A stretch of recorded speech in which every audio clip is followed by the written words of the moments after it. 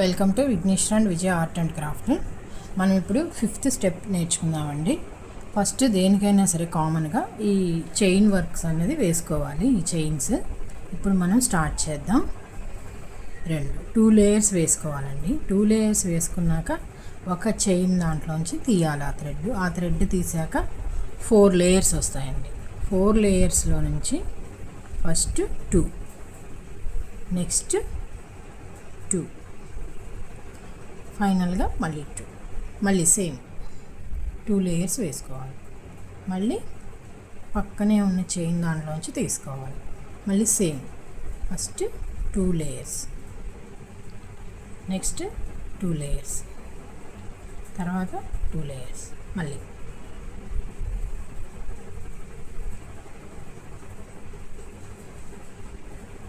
చూస్తున్నారా? సేమ్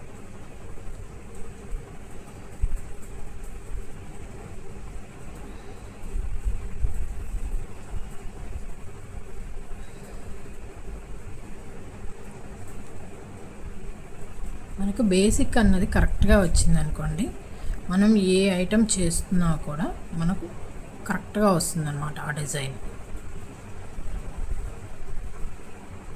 ఈ 6th steps అన్నవి చాలా ముఖ్యమండి. మనం డిజైన్ చేసేటప్పుడల్లా ఫస్ట్ ఇలా 2 లేయర్స్ వేసుకొని చక్కగా ఇలా తీసుకోండి. 2, నెక్స్ట్ 2, నెక్స్ట్ 2, అంతేనండి. అలా ప్రాసెస్ చేసేసుకోవడం. ఈ 5th స్టెప్ ఫుల్గా ఇలా అయిపోయింది. చూసారా? లెంత్ పెరిగింది. 1, 2, 3, 4 ఇది 5th స్టెప్. చూసారా? లెంత్ బాగా పెరిగింది. నెక్స్ట్ మనం 6th స్టెప్ చూద్దాం. మనం ఇప్పుడు 6th స్టెప్ స్టార్ట్ చేస్తామండి. 1, 2, 3 ఇలా 3 లేయర్స్ వేసుకోవాలి. 3 లేయర్స్ వేసుకున్నాక ఒక చైన్లోంచి తీసుకుందాం. అలా తీసుకున్న తర్వాత 2 layers first, next 2 layers, next 2 layers. ఇవి మొత్తం అన్నీ కూడా 4 వస్తాయండి. 4 స్టెప్స్ లాగా వస్తాయి. మళ్ళీ same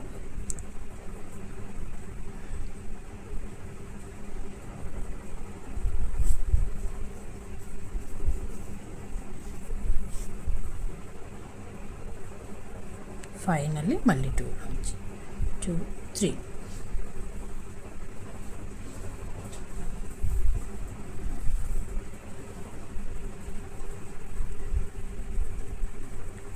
first 2 layers, next 2 layers, next 2 layers, next 2 layers. చూసారా? 5th-కి 6th-కి తేడా అంటూ లెంత్ బాగా పెరుగుతుంది అన్నమాట.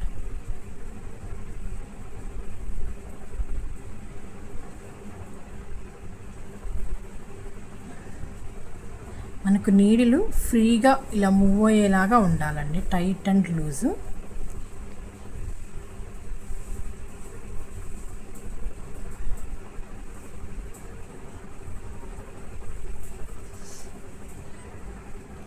చూసారండి?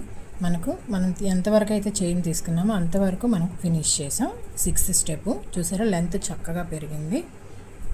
ఇంతేనండి. ఇలా చేసుకుంటే మనం సరిపోతుంది. ఈ బేసిక్ అన్నవి కరెక్ట్గా నేర్చుకోవాలి. మనం నెక్స్ట్ చూపించబోయే దాంట్లో మనం ఫస్ట్ చైన్ వర్క్, తర్వాత 5th స్టెప్ నేర్పించాం కదండి, అది యూస్ చేసి మనం ఈ ఫ్లవర్ అన్నది మనం చేసుకుందాం. ఓకేనండి.